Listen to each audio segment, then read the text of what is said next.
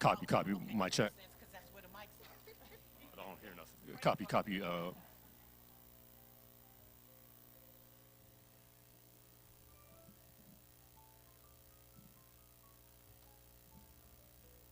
Copy. Mic check. 1, 2.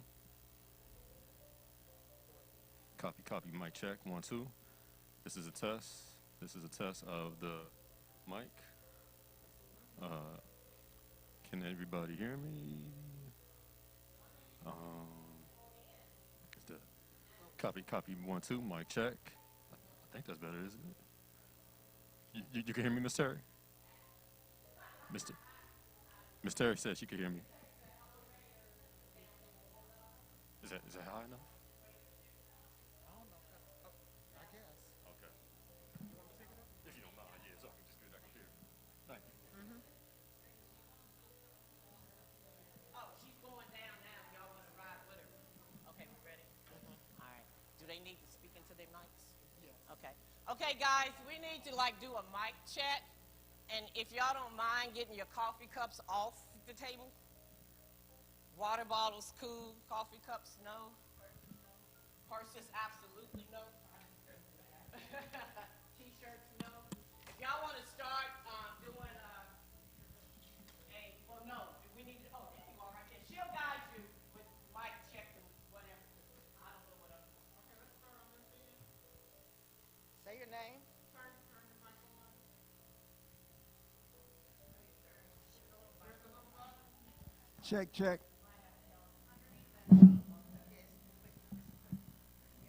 Okay.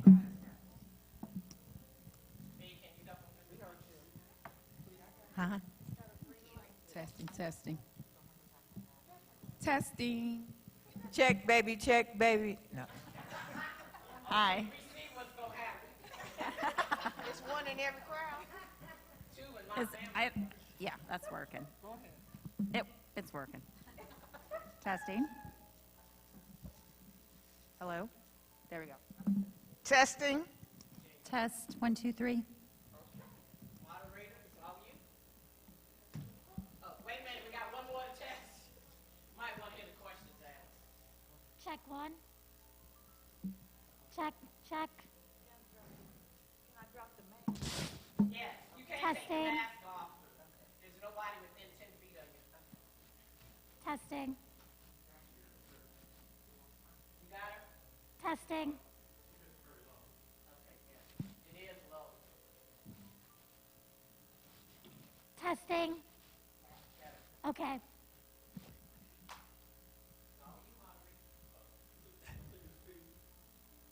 Testing. 1, 2, 3. 1, 2, 3. Testing. Good morning, everybody. Good morning. Welcome to our very first MS Townhall meeting.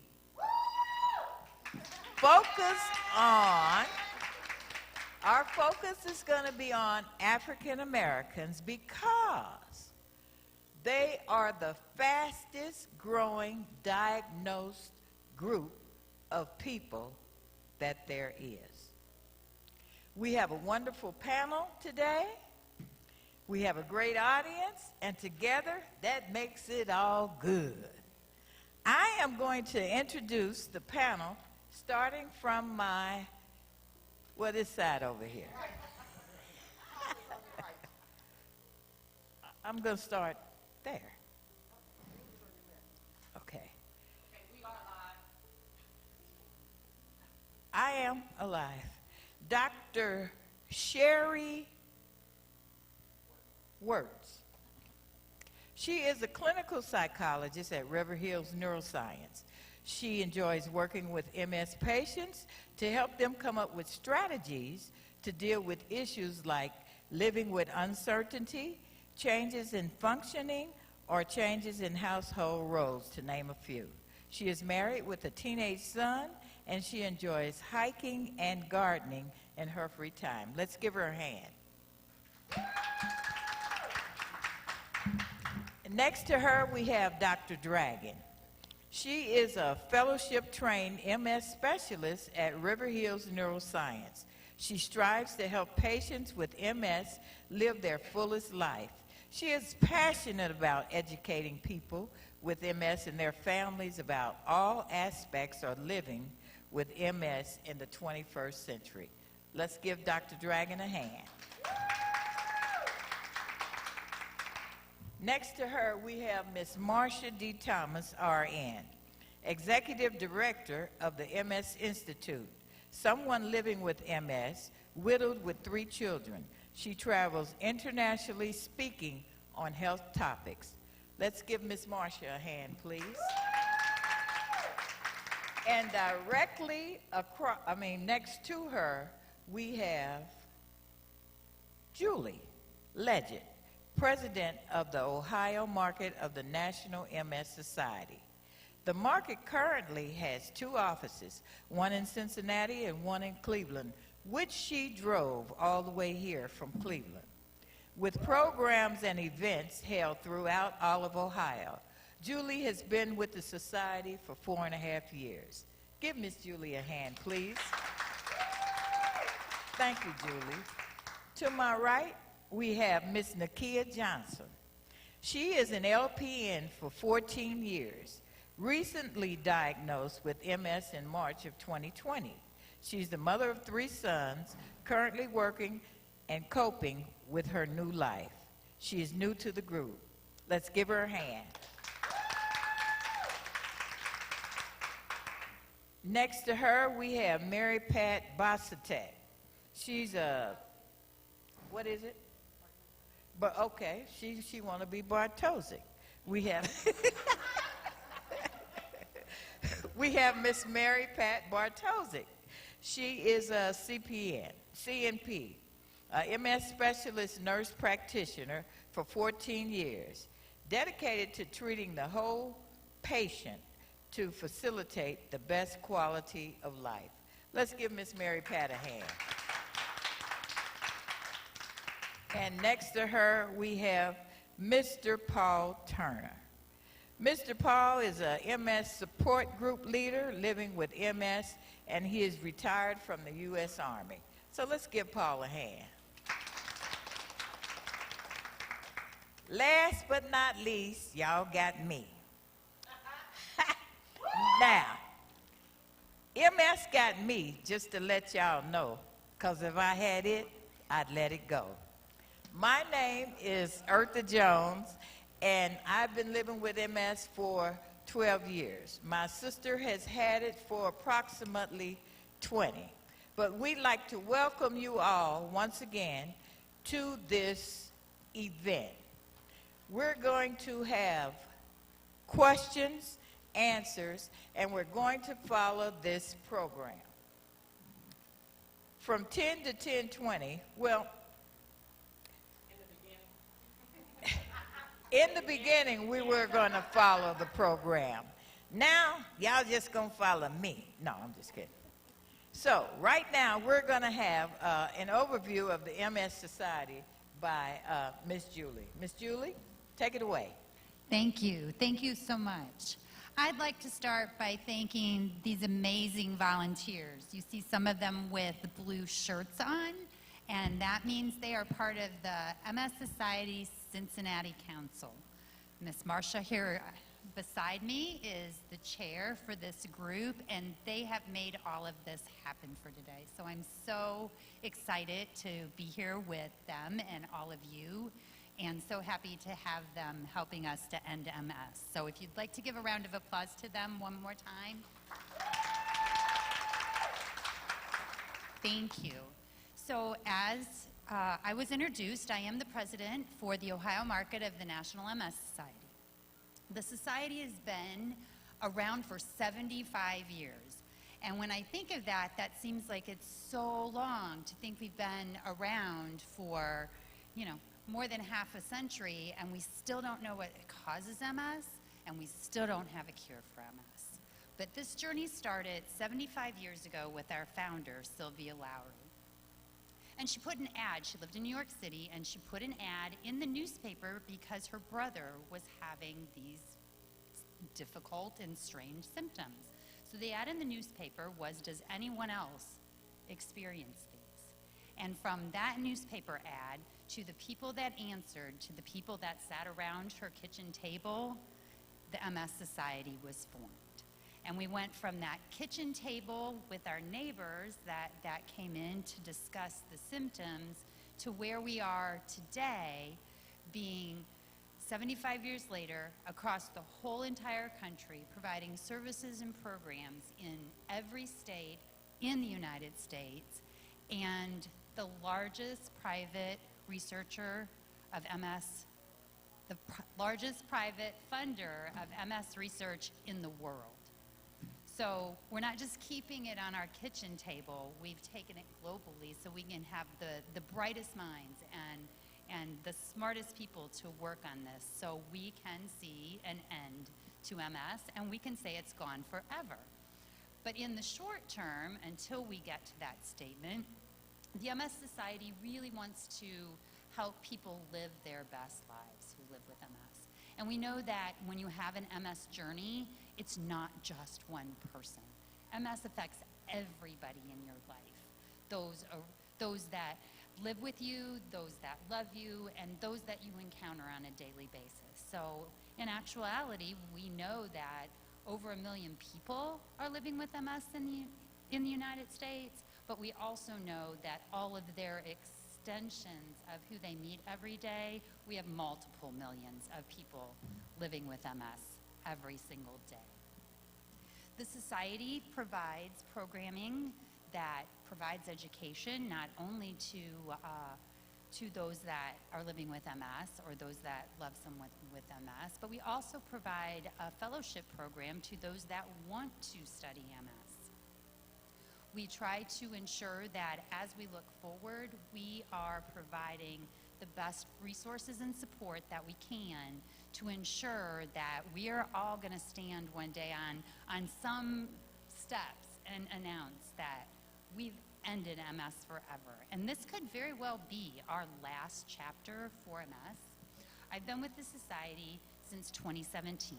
When I came in 17, it was the very first drug therapy for primary progressive, and that was Ocrevus. And I know from the time that I have been with the Society that that has really been life-changing for those with primary progressive, because before that there was not one that was specific. And when I came in 2017, that was the newest drug therapy, but at that time there were 16 drug therapies. 2017 wasn't really that long ago, but I can stand here and tell you today that we have over 20 drug therapies that are out there for people living with MS. So helping those with MS live their best lives, drug therapy is what has helped so many get so far. But I've been told that if you were diagnosed 20 years ago, that you really didn't have a lot of options. And I know that today, if you're diagnosed with MS, you get to that diagnosis so much sooner.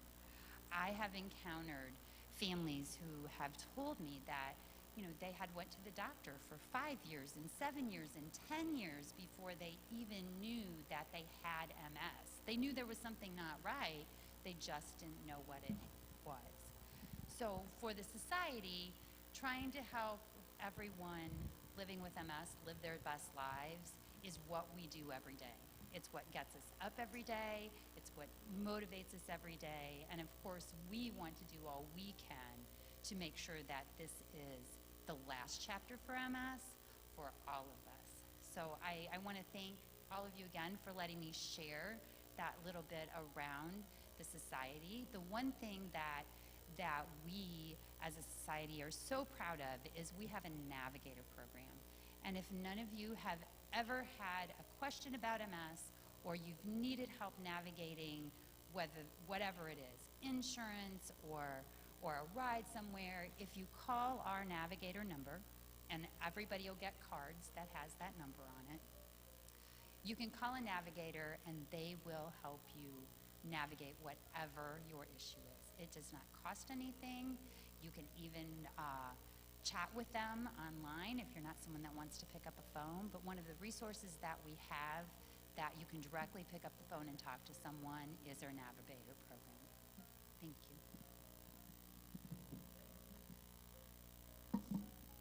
Thank you, Julie. Thank you very much. Now, did everybody in the audience get cards when they came in? You got no cards. Okay. What this panel is here for is answering questions. Any question that you might have, you can direct it to any one of us up here on the panel. Okay? Okay, let me tell you a little bit about MS as well.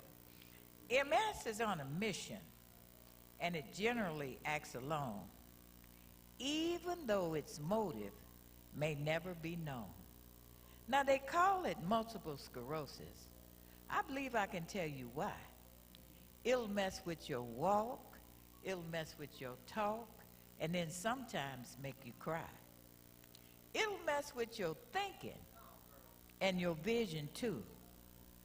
Your sexual relations. I ain't fond of that as you. Now, we're going to go on with the panel, questions for the panel. Anybody? So we have a runner here that can bring the mic to anyone that has a question. Okay.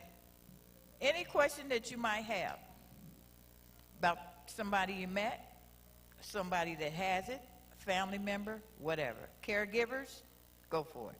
Thank you. Y'all ain't in church. Come on. Ms. Thomas? Yes, I want to ask Ms. Julie, on your Navigator program, is that program available 24 hours a day? If I roll over in the middle of the night and think of a question that I want answers to, can I call that Navigator program and get the answer then? Because one of the things that happens with MS, you know, we have cognitive changes.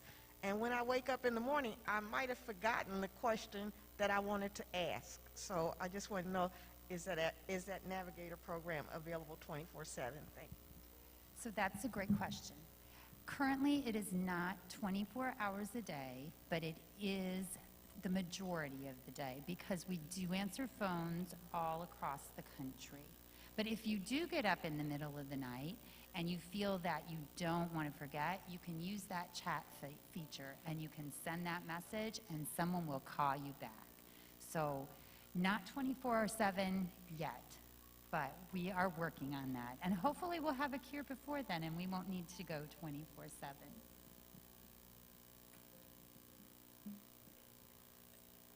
All right. Good morning. This question is for Dr. Dragon. Could you talk about some of the symptoms of MS and then maybe what someone could look for? Because, you know, so you can have an idea of, yes, maybe MS or may not. So could you give us an idea of that kind of stuff? Sure. Yeah, and that's not as easy as it sounds. As Ms. Eartha pointed out, MS can affect pretty much everything. Though we do have data, so when you look at the most common presenting symptom of MS, it's usually actually sensory, so numbness, tingling, and that can be one side of the body, it can be the legs, it can be in a variety of locations, sometimes like one part of the face. Walking can be affected. You can get coordination problems. You can get vision, not necessarily complete vision loss in typically one eye, but significant change and fairly acutely, like over hours, maybe a day, where one eye is significantly more blurry than it was previously. And you can also notice, if you can still see out of that eye, that colors don't quite look the same as they did before. And it's typically more painful vision loss. You can get bladder dysfunction, although usually not a presenting symptom of MS, but that can occur as well. So once a person is diagnosed, do they start on medication right away? Currently, that is the recommendation because we do have lots of data at this point that the earlier that we intervene, the better patients do over time. Okay. So that means starting treatment earlier. And in fact, our diagnostic criteria for MS has evolved to where we are diagnosing much earlier because we know that when our drugs work better earlier in the disease. So Julie had indicated that there are now 20 medications. So are the newer ones replacing the older ones? Is there a multi-regimen? Are we treating many different things at one time, or why 20? That's a good question. So by and large, drugs in the last 10 years that have been developed are largely replacing those first therapies that were developed back in the 90s just because they're not as effective and our newer drugs are. There's still some varying efficacy in those newer drugs. It's one MS disease-modifying therapy that a patient takes. Now, there may be other medications that a patient takes to manage the symptoms of MS along with that, Right. but it's one disease-modifying therapy, at least at this point in time, and probably in the future. If we get a remyelination therapy, that might be used in combination with the disease-modifying therapy, but don't quite have remyelination therapies yet. That's repairing the damage that's been done. So we're doing a lot better in slowing and even stopping disease progression, but fixing the damage once it's done, because patients aren't diagnosed until they have symptoms, meaning they already have some damage. This is my last question.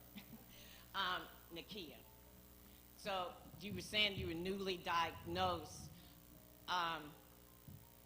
Couple of questions. The medications, are they helping you, or are they making life a little harder because of side effects? And first question, that's the second question. First question is, what led you to get the diagnosis? Said you've been sick for a while. Were there other symptoms, or what led you there?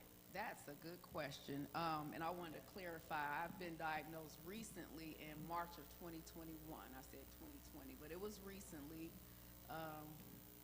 in March, and as the winter came in, I started having a lot of aches and pains, and my body just didn't feel normal. And as the weather got colder, I started having a lot of numbness and tingling on the left side of my body. It got to the point I had trouble walking. I would walk my dog, and I noticed I would start stumbling. I'm like, something's not right. So I went to UC, and they referred me to neurology. They did MRIs, and that's when they determined the lesions on my spine, did further testing, and that's when I was diagnosed. Dr. Allison Jordan, she's my neurology doctor at UC. She went over a region of medications. I did want to know the ones that were that had the least side effects.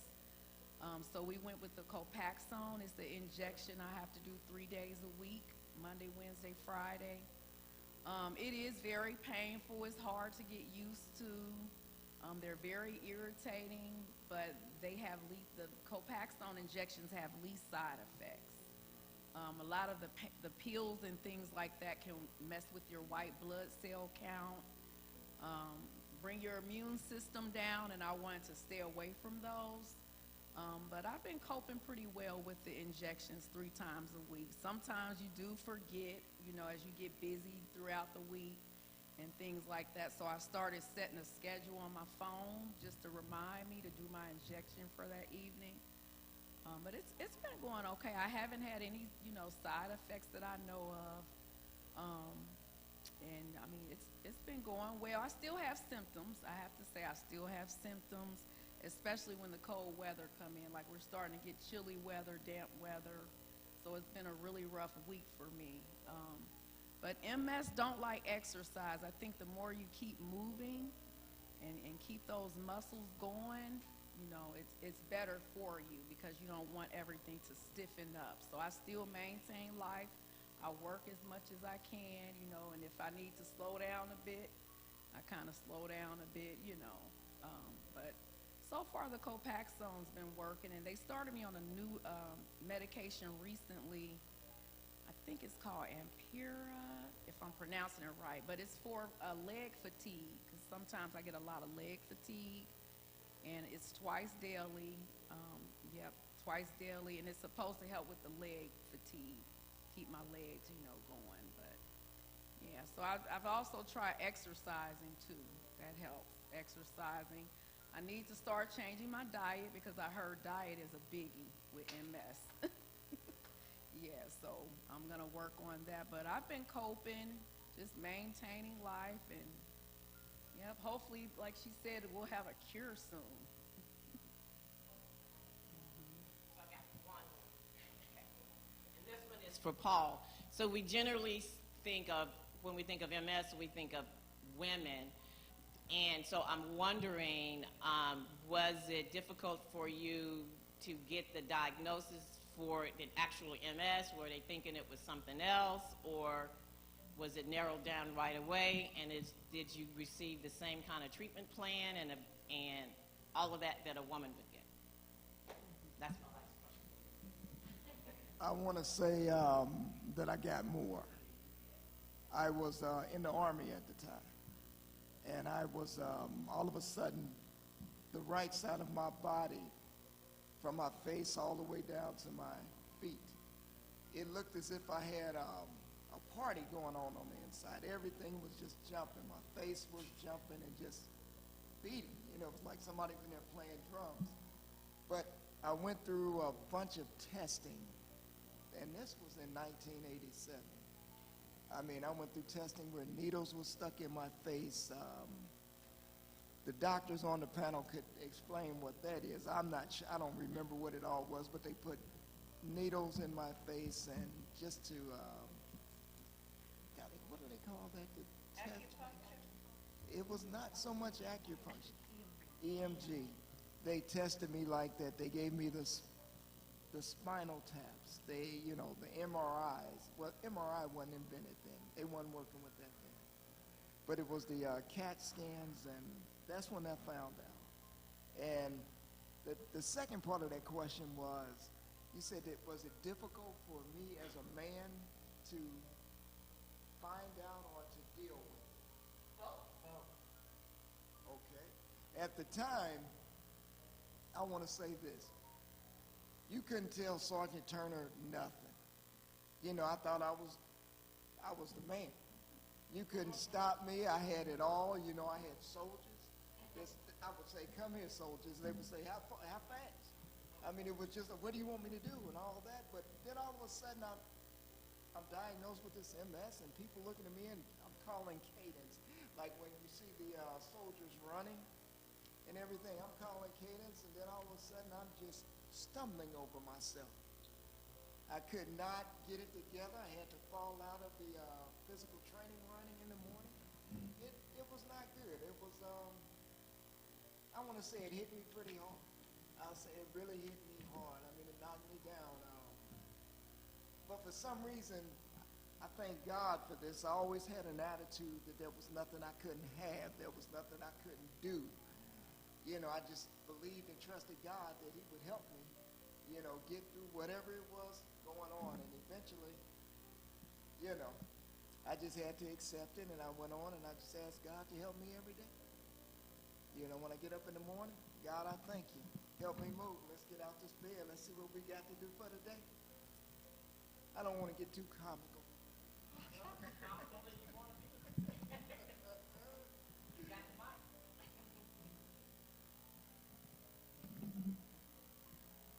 Hello, everyone. My name is Nina. I've had MS since the RRMS since 2011, and when I got diagnosed, the lesions are in my brain. So, when being diagnosed, the doctor said, "Well, you've had it quite some time." And I'm like, "What do you mean?" He said, "Surely you have had." Can you symptoms kind of before." speak up, please? Can you hear me now? No. Okay, it's in my mouth. Okay. I've had MS again since 2011, and the doctor says, no, you probably had it longer than that. But 2011 is when I had my major flare-up, I suppose. But as African Americans, you know, we think we handling this and that, and we say, oh, we ignore the symptoms. Because he said that the lesions in my brain indicated, like I said, that I've had them longer. I've had MS longer than what he has diagnosed me to have it. However, I have a question for the doctor. Like I said, I have the RRMS. So if you have your lesions in your brain versus your spine, is it debilitating? Is that the word I'm using, right? But to have more, do you become more disabled, rather, if it's in your spine? So yes, our data does indicate that the presence of spinal cord lesions, and certainly the accumulation, so getting more and more lesions in your spinal cord, has a worse prognosis in terms of physical disability. Patients like that are more likely to be disabled than people that do not have lesions in their spinal cord. But it's also location. I mean, it's you can get a brainstem lesion, which is technically in your brain, lower part down between, that connects the brain to the spinal cord, and that can be very devastating. So even though you don't have a spinal cord lesion, you can still have significant disability from a brain lesion. But overall, people with spinal cord lesions, particularly more spinal cord lesions, are more likely to be disabled than those that don't. So do you think that when it's in your brain, you have more cognitive issues? So not necessarily. And this is something, actually, the research in cognition in MS has really taken off in the last 5 to 10 years, trying to correlate what markers, particularly what MRI markers, indicate someone who is more likely to have cognitive impairment. We just haven't gotten there yet. We do have neuropsychological testing that can be done that can kind of help tell us more about the level of cognitive impairment in an individual patient, but trying to find other markers has been still a bit of a challenge, but that could easily change over the next 5 to 10 years as more and more research is being done in that area. Okay, also in dealing with prescribing medicine, this lady here says she's on Copaxone at this moment. Which I did start on that, and at that time it was 7 days a week. You had to give your shots 7 days a week. So things have changed at this point, which is a good thing because now it's only 3 days. However, how long do you realize that for me, I started with Copaxone, then I went to Avonex, and now I'm on Aubagio. So normally, I guess if you know, how long do you know if a medicine is not working for you? I mean, what do you think is the time frame? You know what I mean? That you can say, this really isn't working. I mean, so there's not a specific time frame universally. So it's all individualized to the patient. So if MRIs are stable, clinically a patient's not having relapse or new symptoms from MS, then you don't change therapy, and they're not having side effects and tolerating the medication. That's the other kind of reason to change therapy in my mind. So I've had patients on the same drug for 15, 20 years, and I've had patients that have been on multiple drugs over the same time frame, depending on what their individual disease is like and what their tolerability, because all the drugs have side effects. I mean, all medications do. It's a matter of, and you don't unfortunately know necessarily who is going to have specific side effects from a medication until you're on it. So between side effects and just individual disease, and that's why we get the MRIs, that's why we see patients and look how they're doing clinically, and those two factors kind of determining whether the drug's really working or not. Okay, and Paul, real quick, which, if you don't mind sharing, which MS do you have? Which one?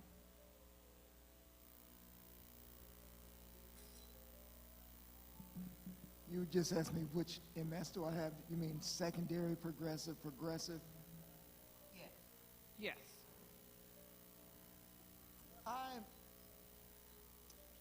They have told me that I'm on the verge of secondary progressive. Does Okay. that answer? Which one were you diagnosed with, Paul? It was relapsing and remitting. But where I'm at right now, I've been told that I'm on the verge of secondary progressive. The secondary. In progress.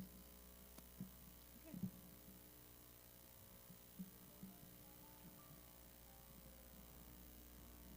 Excuse me, what was your name again? Yes.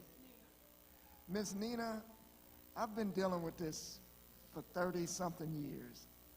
So, I've seen the good, I've seen the bad, but as long as we stay strong and stay positive and we are active in doing things to help ourselves, like one of the members of the panel just said, the exercising and doing things. That helps. Do everything that people tell you that they think you shouldn't do. Do it.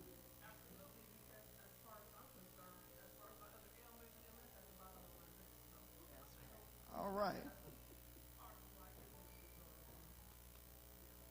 Outstanding. Hi, my name is Kim. I was diagnosed in 2011.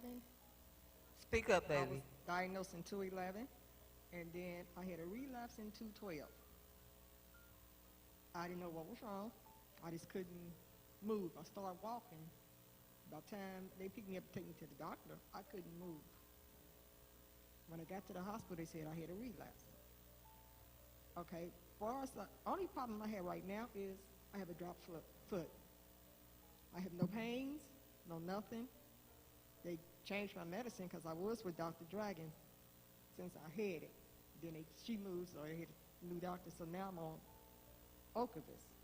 I have no problem out of that. I get infusions every 6 months. No, it ain't every 6 months, yeah. But I just want to know, why do you have the dropped foot? Because they had to teach me how to walk again. And I want to ask Dr. Dragon why I have the dropped foot. So, I mean, there's several different locations in the brain and spinal cord where you can get a residual drop foot. Spinal cord lesions or brain lesions can give you that. It's just whether it's in the right location. And sometimes that strength doesn't always recover back. Physical therapy can kind of help regain some of that function as the healing process starts in the body. But then trying to keep what you have is kind of the most important thing, as has been pointed out, kind of trying to stay active, even if you still have some of that residual weakness, trying to maintain what you have. But it's not necessarily like a specific location that will give you, like one single location that will give you a dropped foot. It's not an uncommon thing that patients with MS will have. The hip and the picking up that foot, so giving that drop foot, and the leg, those are kind of the two primary areas that you'll see some weakness. Sometimes bending the knee as well can cause it be weaker than extending the knee. It's pretty common and sort of a pattern of weakness in the leg. Does that make sense? Did I answer your question? Okay.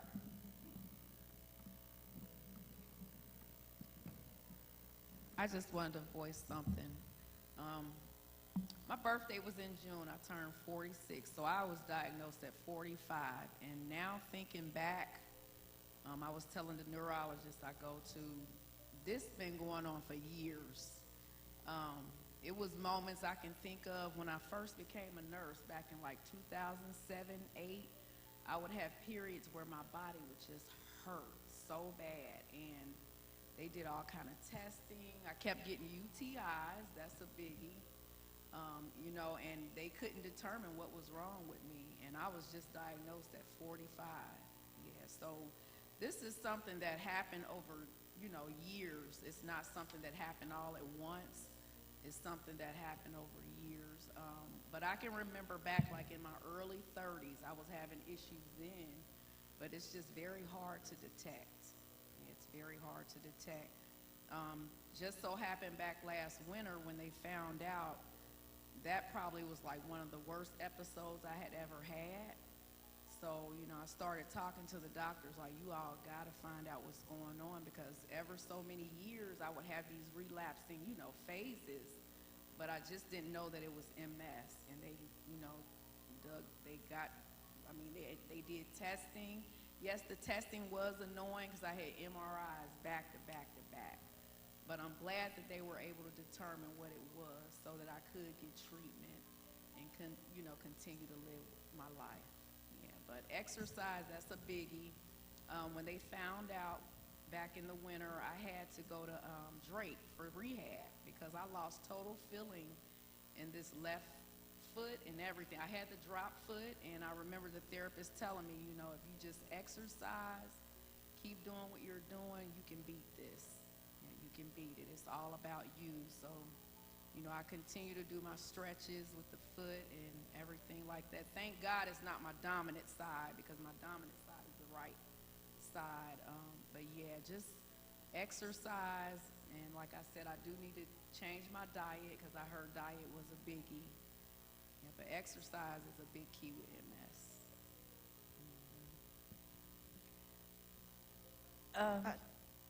Oh, you have, Yes. go ahead. I just wanted to say that we are talking about the physical symptoms of MS, but I don't want us to leave out the cognitive symptoms of MS. I can tell you that in 1978, I lost my peripheral eyesight, and they did not test me for MS. They tested me for everything else because I was a young African-American woman, had just had a baby, just got married, and I didn't fit the profile. But as time went on, I was diagnosed in 2002, and I used to teach college. I'm an RN, and I would teach nursing.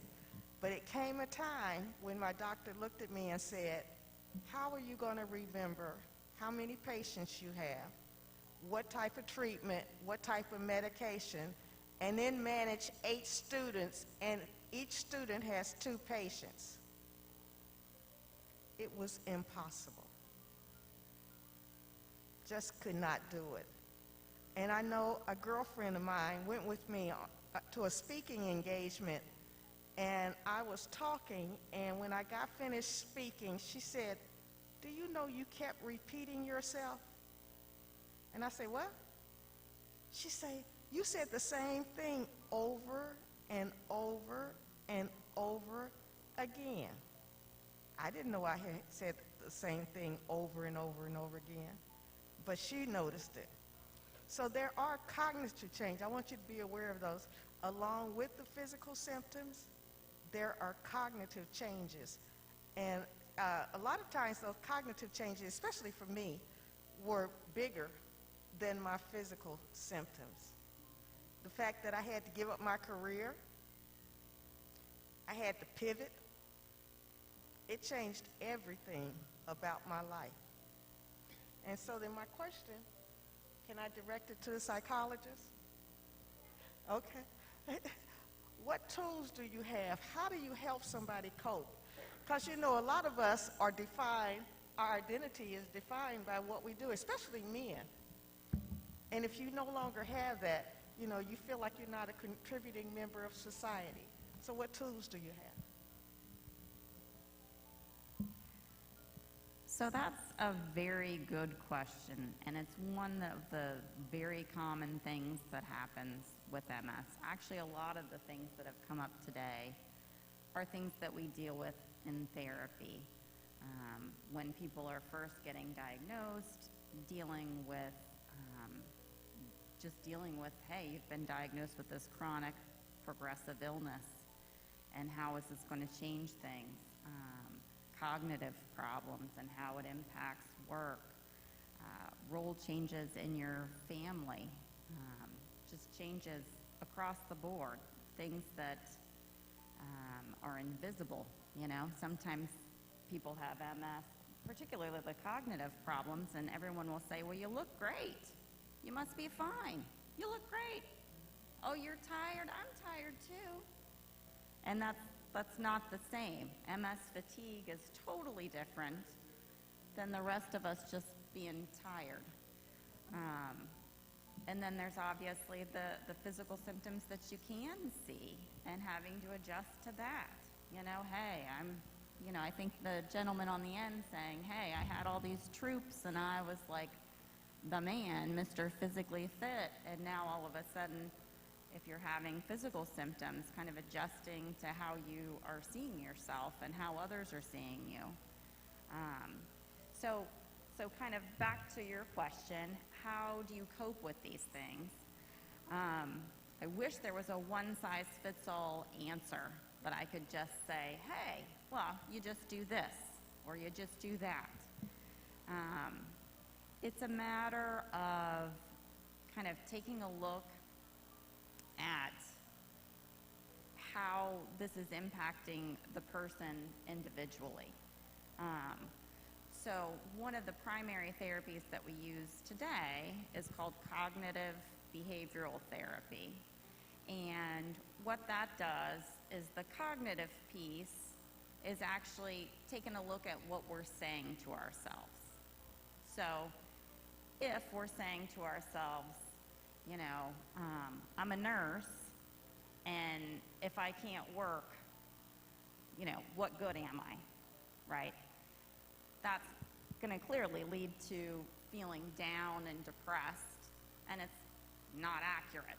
So we take a look at those kinds of thoughts and what we're saying to ourselves, and we can kind of work on that to change mood. We also look at what other things we could be doing. Like, if you love being a nurse, what about being a nurse is really rewarding to you? Are there other things that we can do that will kind of scratch that same itch? You know, so that it's not either I'm what I was or I'm nothing. It's more of, okay, I really love golfing. Now I can't golf. Maybe I can still go to the driving range. Maybe I can still hang out with my buddies and ride around in the cart. Maybe I just meet them for lunch at the golf course. I mean, just examples like that. We just try and go from an individual perspective, take a look at how it's impacting your life, and then come up with specific strategies. I don't know if that answered your question. It was a lot of talking. I absolutely agree, and I have a testimony, and Miss Marsha, I've known her for years, and when I was first diagnosed, just knowing her story, and she was one of my biggest mentors in nursing. So I reached out to her when I found out that I was diagnosed because I knew her situation, and she was very therapeutic and helpful, but she know my testimony, and I agree. Not just focusing on the physical part, but it does mess with you cognitively, because I went back to RN school and I graduated in 2014. It's 2021 and I still struggle with my boards when I go take it.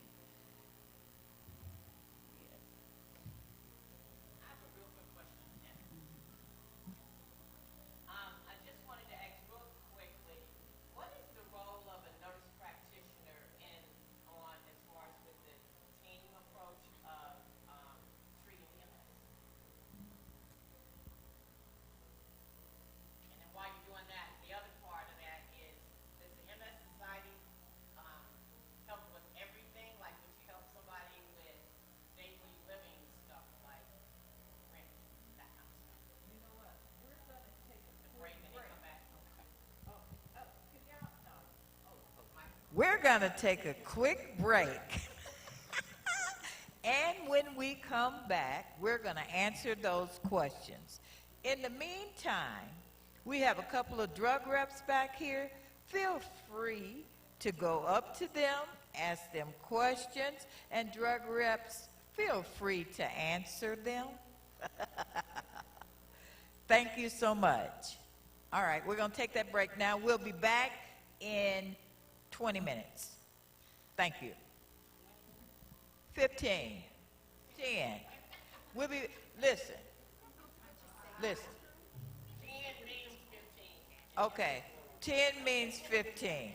Y'all know. There are still refreshments downstairs. If you take the elevator, go to the lower level. When you come off, just go straight, and the room is to your left. Coffee, juice, fruit, bagels, and other stuff.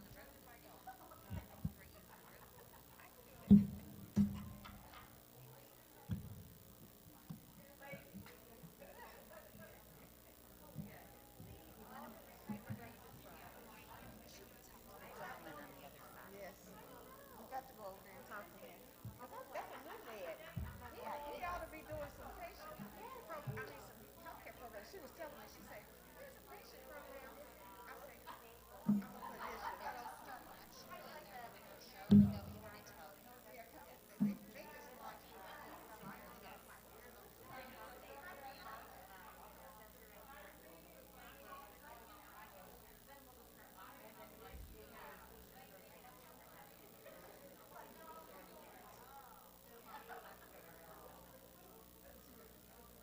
don't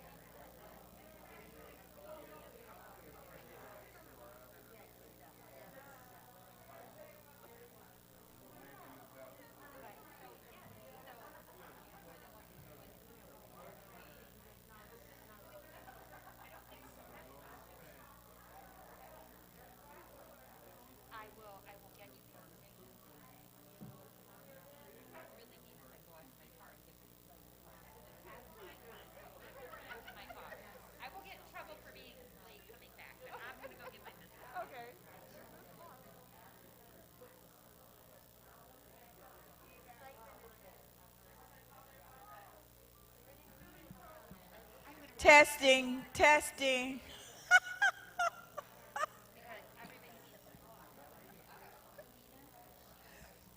Everybody, we should be winding up right about now.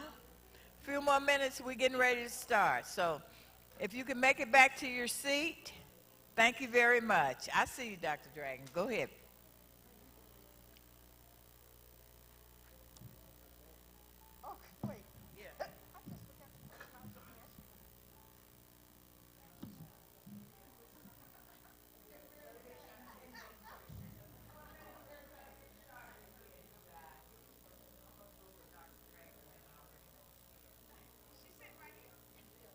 Oh, I'm sorry, Julie. You know what? All y'all look alike.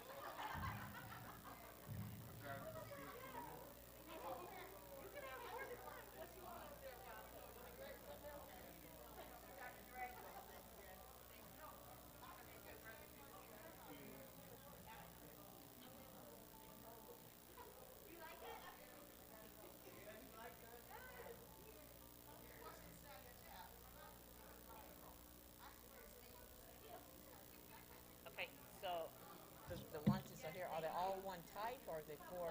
So what are the types? I know it's turkey. Okay, and everything else is turkey. Thank you, Jesus. Because I'm like, dang, Mark, what am I going to do? Okay. Okay, perfect. Okay, and so what they'll be is out here and folks can get them on a cart as they leave out. Okay. I'm like, oh, Jesus, help me. Okay. All right. Thank you. That makes sense.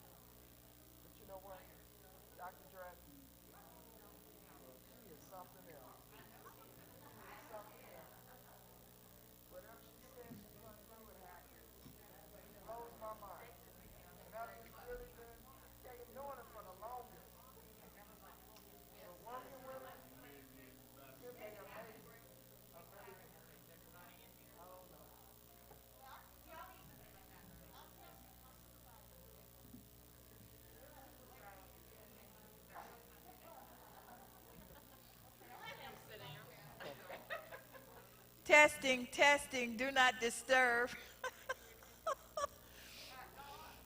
All right, everybody in?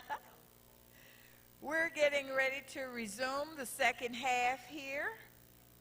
And that question that was presented to us by Cheryl, would you state that question again, please? Thank you for calling me out, Miss Moderator. You're so very welcome. Anytime, huh? Anytime. Ooh, y'all pray for me. Okay, so it was a twofold question. The first was, what is the role of a nurse practitioner and the scheme of help on the medical team for someone with MS? And then the second question was directed towards Julie as, is the MS Society, do you help folk with life, rent, utilities, getting to the doctor, exactly what, I know everyone can't get online and do the Navigator stuff, so what do those people do, and how do you reach them? Okay. So the key word that you used there was team. So the neurologist and myself, we work as a team.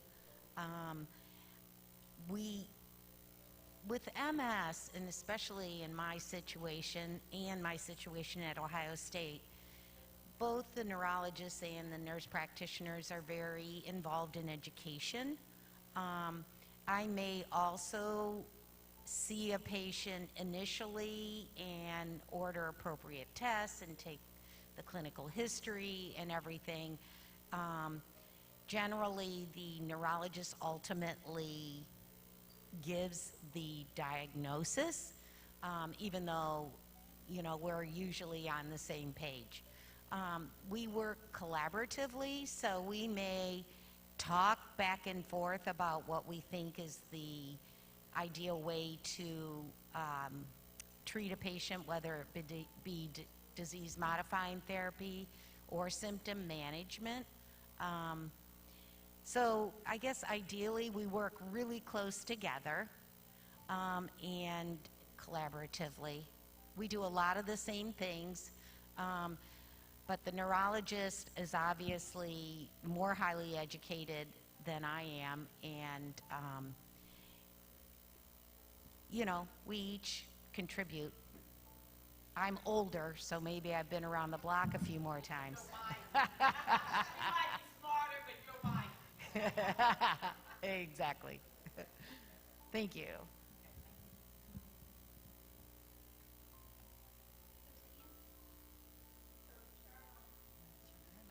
Turn on my mic first will help. I have these cards that I'm going to share with everyone around the Navigator program. But to answer your question, the Navigator program does help with life. We connect you to resources that you need. If it's not something that we do internally, we will connect you to someone in the community that does it externally. We do case management. I was sharing a story that I was told by one of the navigators a few years ago. And this, the lady that was living with MS, she was in a wheelchair, and she had some challenges that helped her get behind on her rent. And she had a dog. Well, moving to a different location became problematic because she couldn't find an adequate place to move that would allow her to have her dog. So since she was not going to get this companion up, she waited until 3 days before she had to be out, and she called the MS Society. And the navigator that told me this story was able to connect her with case management, and case management actually helped find her a location that she could go that would be adequate for her needs and also take her dog. So depending on if you need something quick, like I need help with my insurance because they're not covering my drug therapy, you know, maybe you just moved to town and you need to have a reference to a neurologist. Or if you need that more extensive long-term care, we have that comprehensive long-term. Can I add to that? I was in, was it Drake Hospital? Anyway, I needed my stair lift fixed in order to come into my home because my bedroom was upstairs and the living quarters were downstairs. And I had my foot operated on, so I could not put any weight on it. And the social worker at the facility, the rehab facility, called the MS Society and explained our situation. And what it was a time thing because I was running out of days for my insurance company, and the MS Society stepped in and got the stair lift fixed the day before I was due to come home. So I know they do help with life things. The other thing is, when COVID hit and everything shut down, I received a phone call. And because I was one of the older members, they told me that's why they were calling me. And the first thing they asked me and say, do you have enough food? What do you need to stay into your house? Because they didn't know when it was going to end, when they were going to open up anything, and if I could not get out as an elderly person. And then she went on to say, okay, what do you want? I will stop past the food pantry and bring you what they have, and if it is not what you want, I'll go to Kroger and get it. You know, I said, wow, look at there. So they really do try and meet your needs, meet you right where you are to meet your needs. If I can add to that, what you're saying, COVID really changed life for all of us. And I have 4 Navigator staff that work out of the Cleveland office. And when I was talking to one of them early on, I want to say it was around April, and she shared with me that she had never had so many conversations with people of not really that they didn't have the dollars to get the food, but they couldn't go out and get it. So Navigators became the ordering system and the delivery mode for a lot of people across the country, because that's what the need was in that moment. So we even provide things that we didn't know we were going to need to once COVID hit.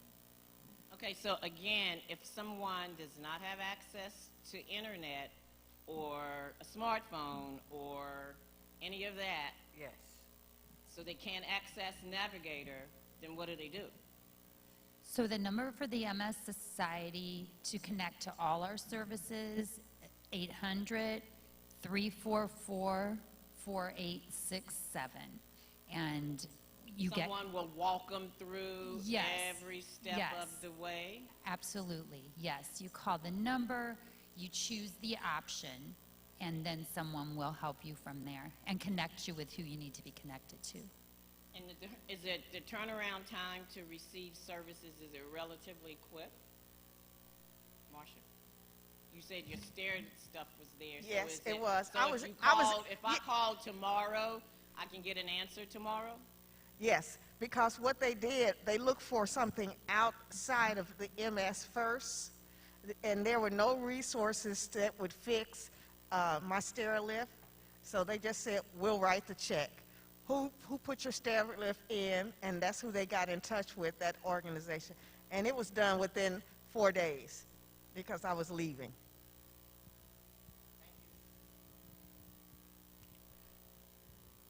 Yes.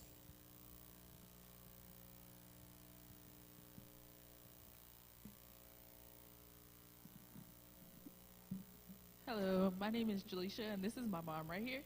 So I have a question, like, what's the best way for those around you to support people with MS? What was that question again? I couldn't.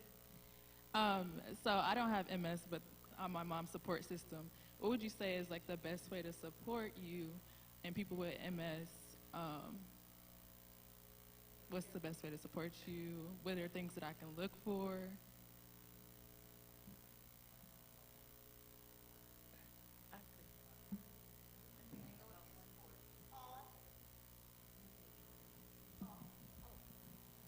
Paul. Young lady, there are the MS support groups.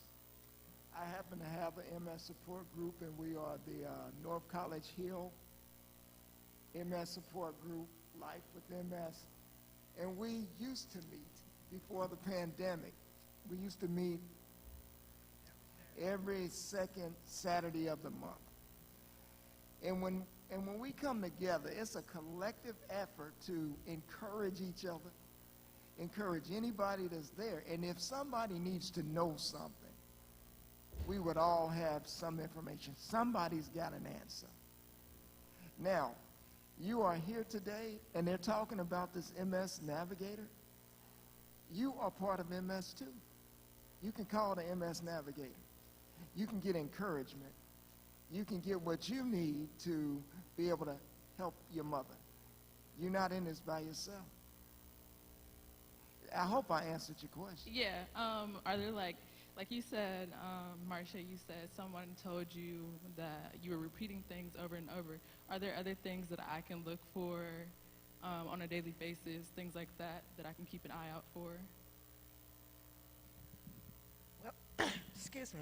The one thing about MS is that it affects everyone differently. My symptoms may not be anybody else's symptoms. Your mom's symptoms are specific to her.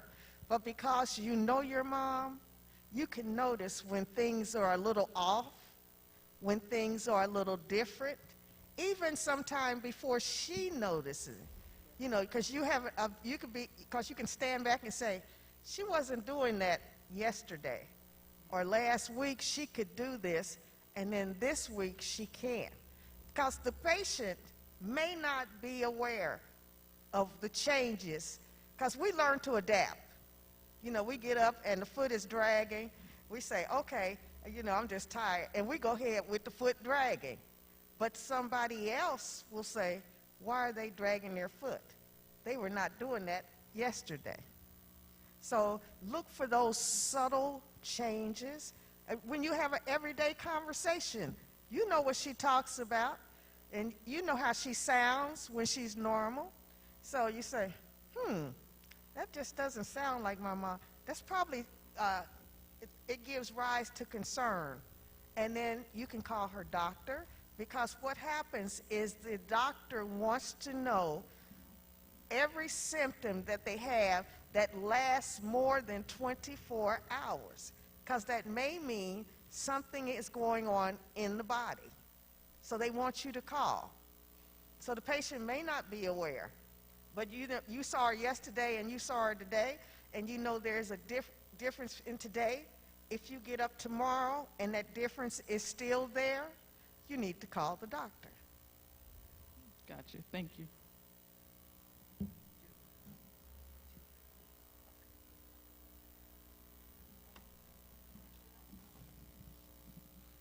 I have a question.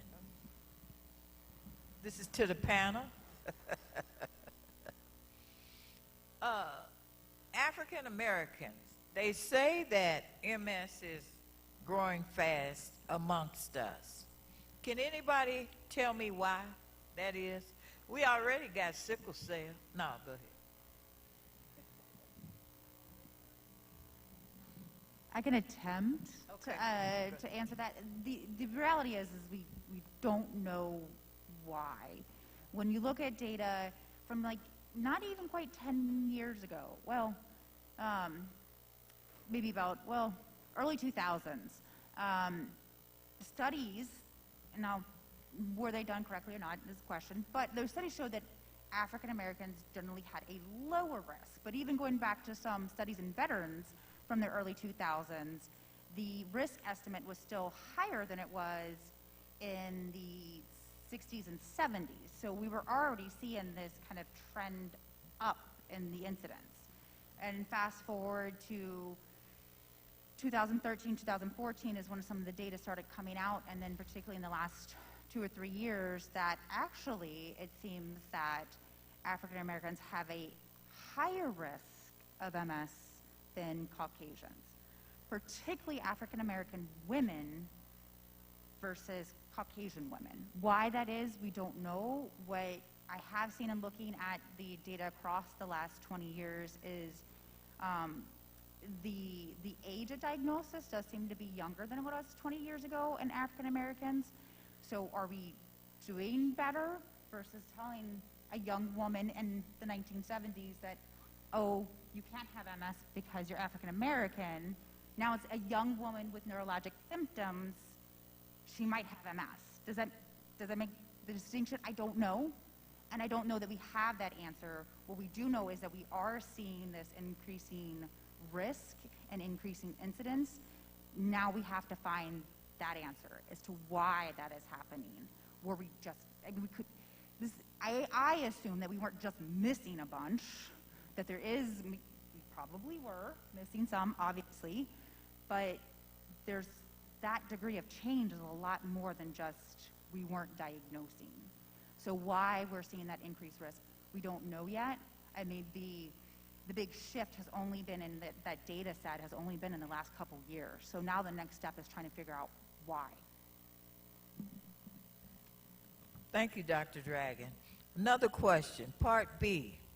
What about genetics in MS? So that is very complex, and overall, so going back probably close to 20 years, group on the East Coast, UCSF, and I think it was primarily Harvard on the West Coast, and then Harvard on the East Coast, started looking at families with multiple family members affected with MS in the hope that we would find genes and a small number of genes that caused or were major players in MS. Unfortunately, not exactly how things panned out. Even in the same family members, we don't see the same genetic abnormalities. We do have identified some that seem to play a bigger role. There's something called the HLA-DR5, I think it is, allele that actually does seem to have an increased risk, particularly for African Americans. But again, it's not universal. It's a small subset of patients that will have this mutation. And when you look at genetics in terms of African Americans and Hispanics, there's a lot of mixture of African ancestry, European ancestry, and Native American. So how much do those different, going tracing back, populations play into an individual's risk? Because it's not going to be the same from person to person, much like the clinical symptoms of MS. So we're still navigating some of that, and it has turned out to not be as much of an answer as we anticipated 20 years ago when we started looking at that, but there is still some more work to be done in that regard.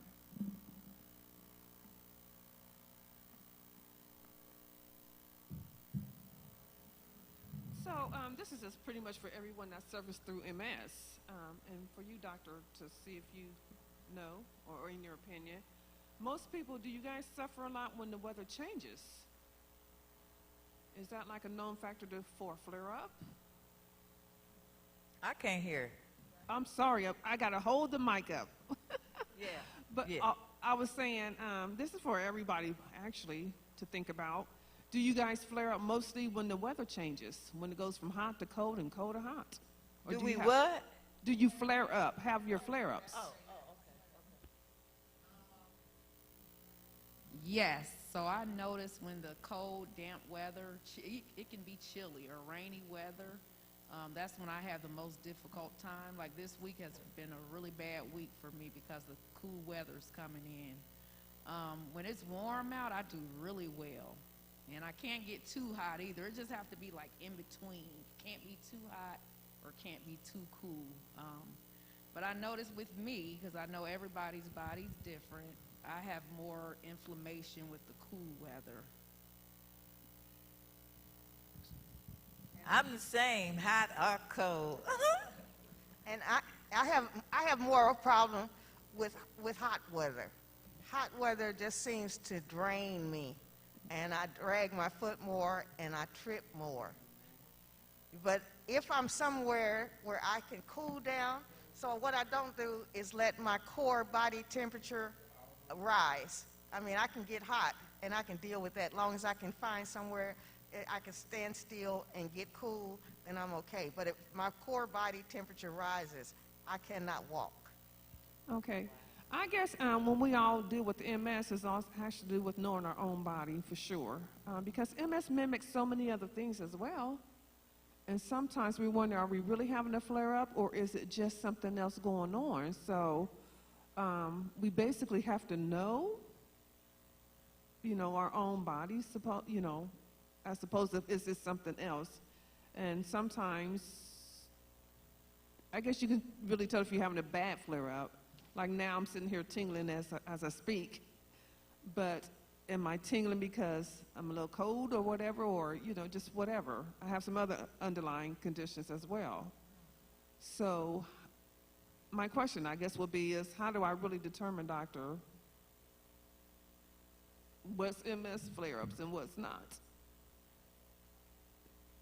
So that's a great question and something I talk to patients quite a bit about, especially early in that diagnosis because everything's still so unknown, and trying to figure out what is your new normal, which is not always the same on a given day. Some days you might have more tingling, some days you might not have any, some days your leg might drag, depending on what you deal with as an individual patient. And unfortunately, that's something that comes with time and knowing your own body. The kind of key is to knowing whether it's something to be concerned about. A couple of things. One, have you had this before? Okay. If you've had it before, is it any worse than when that symptom first happened, so that initial relapse? No? Okay, probably nothing to be worried about. If you've not had it before, how long has it lasted for? I think, like as it was alluded to earlier, if it's lasting more than 24 hours and it's new, you need to call your doctor. And then talk to them about that. And that's what I always tell patients, talk to me if you're concerned. We'll make that determination together whether it's something to be concerned about. But I as a person's provider can't help if I don't know. So feel free to call and let us know if something's going on more than 24 hours. If it's worse than what you've had before and it's going on for more than 24 hours, you need to call. And that's because that 24 hours is because things can be different from one day to another. And sometimes it gets better within a couple hours. Sometimes it's better the next day, but still there. So maybe there's some stress or an infection or something else going on that's kind of causing it to linger. Does that make sense? Okay, I have a question for Mary Pat. Mary Pat, I have determined that I got serious brain fog. I'm dragging my leg. It's hard for me to walk. When do I talk to my doctor about going on disability? And how easy or hard is it to get on disability? You're probably tired of hearing that it's different for every person, but it's different for every person. I think as soon as you're starting to feel that you are unable to fulfill the responsibilities of your job, and that may be something that's been pointed out to you by coworkers, or it may just be something that you've noticed but you're accommodating in a way that is helping you get by, okay? But it's increasingly difficult. So sometimes we'll do neuropsychologic testing. Ideally, if we could get neuropsych testing or evaluation on every patient at or around diagnosis, we'd have a nice baseline. But oftentimes we can't, and so the neuropsych testing might show us where there are deficits greater than what would be expected given your prior education and performance and so on. And that will give us some ammunition. The leading cause of disability in persons with MS is cognitive impairment and fatigue. So it's not about how you walk, and you may be one of those people that look great, but those invisible symptoms are keeping you from being able to fulfill your responsibilities at work. So the sooner we know that you're noticing something, first of all, we can evaluate it. Secondly, we might be able to intervene, and you may have some cognitive behavioral therapy or some like through the speech and language therapy department, some education as to how to accommodate the deficits. So we may be able to help keep you in the workforce. The earlier we know, the better. But if it truly is time for you to consider leaving the workforce, we can help guide you. It all depends on different circumstances, what type of disability you had through work, and all of that good stuff.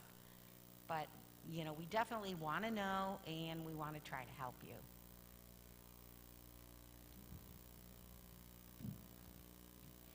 Thank you, thank you, thank you. Any more questions? Oh, I'm sorry. Go right ahead. This question is for the doctor. There is so much information out there in different camps about MS patients and the COVID immunization. What should we consider other than our doctors, other than their recommendations, when we're thinking about the COVID vaccine? Great question. Great. So I have talked more about the COVID vaccine in the last almost year now than I have about any other vaccine in my entire career, and read more about the COVID vaccine than I ever have about any other vaccine. I do have to say, because there's a lot of factors that play into a person's individual risk from COVID, from the actual COVID infection, that you do have to talk to your doctor, and ideally a doctor you trust, because I know there's just a lot out there about COVID, about the COVID vaccine, and so you do need to talk to somebody you trust, because there's so much information and misinformation out there.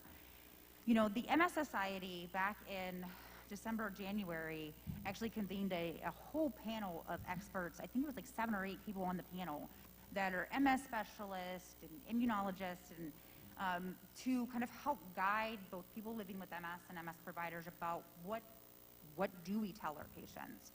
And they did ultimately, as a panel, agree that when you look at the risk of the actual infection versus the risk of the vaccine, the risk of the infection, and vast majority of patients living with MS is much higher than the risk of the vaccine. It's not to say that vaccines don't have risk, but it's the risk first of that versus the risk of the infection. Some of our disease-modifying therapies do put patients at higher risk for hospitalization, being on a ventilator from COVID. These are things that have to be taken in consideration when you're looking at an individual's risk from the infection. And no vaccine is without side effects. It's all about what the side effects and risk of the vaccine are versus the risk of the infection.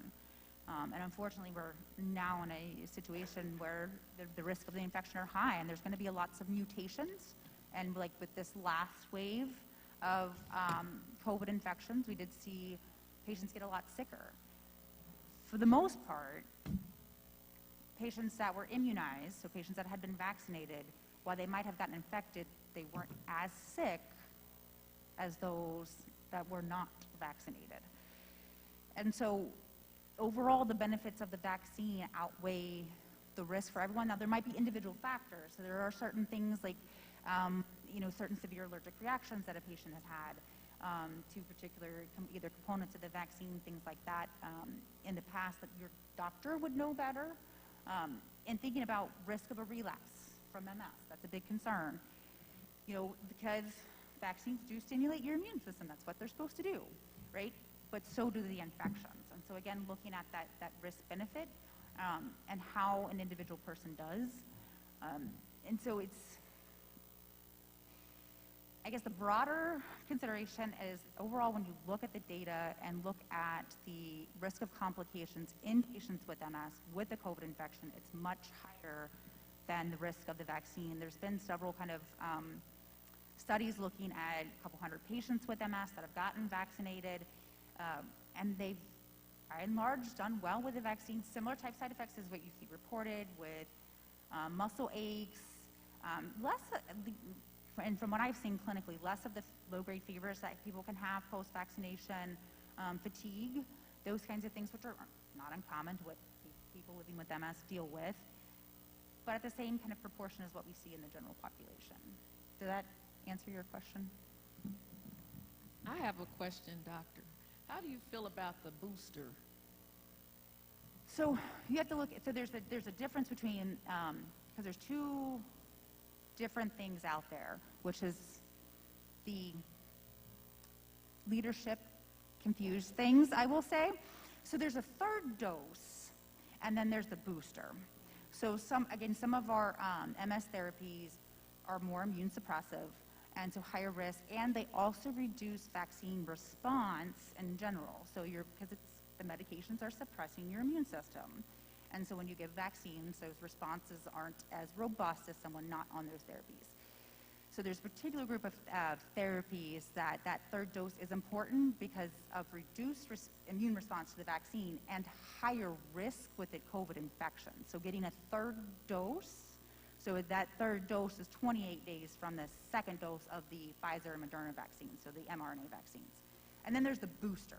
So the booster, which now I guess is for all three vaccines, for the Pfizer and Moderna is 6 months from the second dose, and the Johnson & Johnson is 2 months from the first dose. What I will say is I think the last couple months have changed a lot of what we knew, and which is part of the reason some of the changes about the booster and recommendations that you've seen, is because it does seem like immunity to the infection does wane over time from the vaccines, just as it does with a natural infection, although the vaccine immunity does seem to last longer still. And so that booster is trying to boost up that immune response to particularly more infectious strains like the Delta variant to kind of keep that risk of the infection down.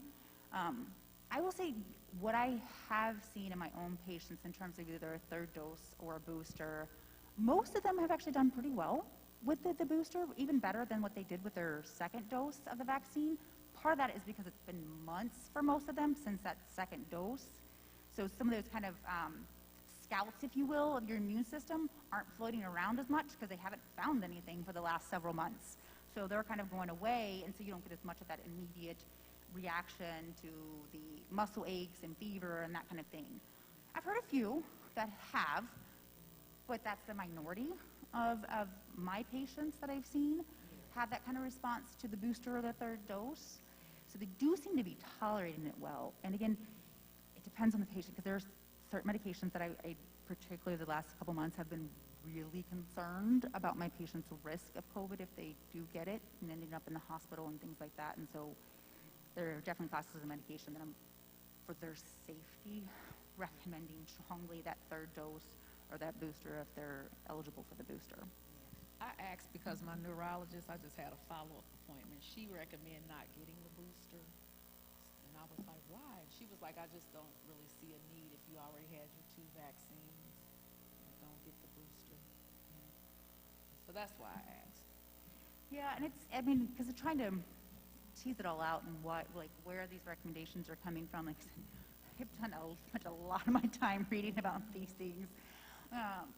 And in why that recommendation. I think it seems to be more so of a concern, I think, with the Pfizer vaccine than with the Moderna. Now, this is all preliminary data. It does seem the Moderna might be a little more effective against the Delta variant, but who knows what the next variant's going to be. Right. We don't know.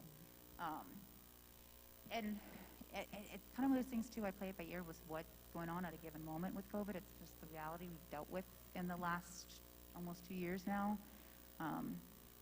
But generally, that's my recommendation. Again, depending on which vaccine, timing, and how you did with and how long ago it was. I mean, Another factor about the booster or getting the third vaccine is what therapy you're on. So is that putting you at increased risk of a more serious COVID infection? And your age and your general health status too. So just like in the general populations, it's recommended for 65 and older, there's a reason for that. And so there's a lot of considerations like that. And then if I could just add, the panel and the research that Dr. Dragon was talking about, you can find on the MS Society's website. Our website is nationalmssociety.org, or you can call the 800 number that's on these cards, or the 800 number for the National MS Society, and someone can get you that information if you don't have access to a computer.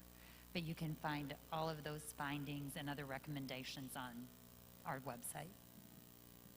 All right. Thank you for that about COVID. I have 4 drug reps in here today. I'd like each one of them to stand up and just say something to us. We thank you all for being here. So, Beth, would you go first, please?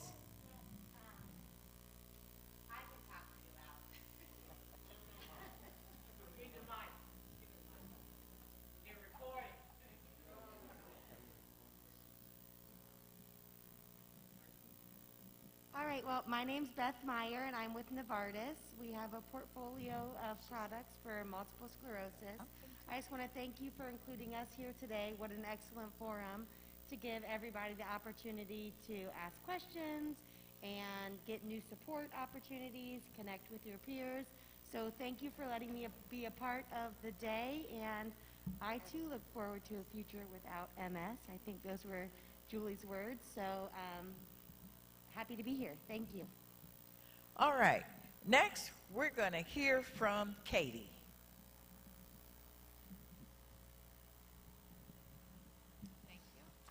Hello, how's everybody doing? I am Katie. I am with Sanofi Genzyme. I have Aubagio. It's a once daily pill, and I am just happy to be here as well, like Beth. And I thank you all for having me here, and thank you for the great discussion. You all did a wonderful job, so I appreciate everyone being here. And that's it. Thank you. All right, we got 2 more gentlemen, Michael and Scott.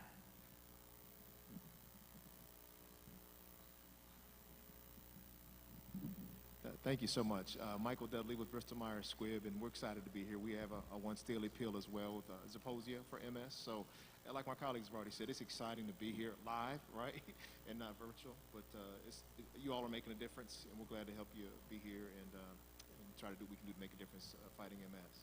I'll give the mic to Scott. I think he's got some slides to present. I think, Scott. Yeah. Don't drop the mic, No, Scott.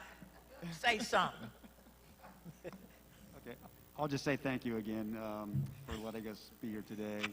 I learned a lot, actually, even though I'm trained on my product and the disease state, but just hearing from patients and the healthcare providers is really enlightening for me, so I really appreciate your time. Thank you so much. Thank you. I'd like to thank everybody for coming. First of all, my audience, thank you very much, and I hope you have gathered more information upon leaving than you had about MS when you came. Second of all, I'd like to thank my panel. Thank you very much. Everybody give yourselves a hand.